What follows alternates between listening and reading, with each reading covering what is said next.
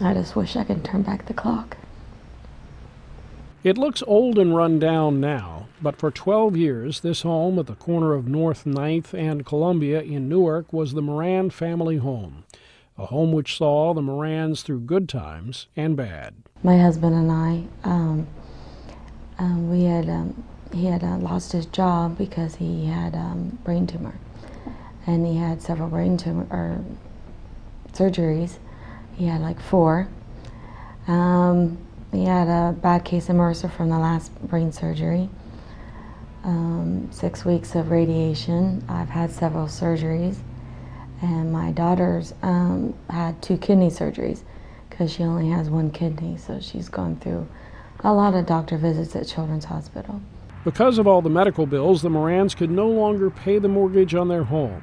Across the street from a park, the home that the Morans considered a good place to raise a family was now slipping away.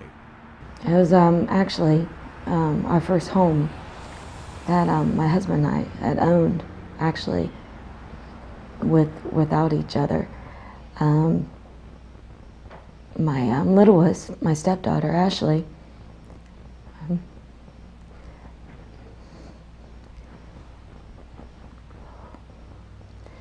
that's the only one she knows. Desperate to save her home, Moran says she tried to find help. That's when she called a phone number she saw in the paper, and this man, Harry Blousey, came to her door. Moran says he looked like a sweet old man. At first I was really nervous because, you know, it just sounded like too good to be true, because I was struggling for a long time to get help. But I seen that he was a local man. He actually lived over by a lot of my friends on Londondale. I had a paper where it said he worked with RE/MAX. His wife worked at a school that I knew, that my kids went to. So I didn't think that someone with that kind of background would actually do this kind of thing to me.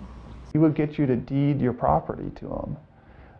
He would then tell you to leave, usually, and rent it out to a third party, collect the rent, and then hopefully once, he would say he would help with the foreclosure case, but he wouldn't. So the home would go into foreclosure, they would lose, and then he would try to purchase the home at the sheriff's sale, which is then at a discounted rate. With this one specifically, Miss Moran, she was renting her own home from this guy. So she deeded the property over to him, and then he started charging her rent to stay there. In the meantime, he didn't do anything, and the home went into foreclosure.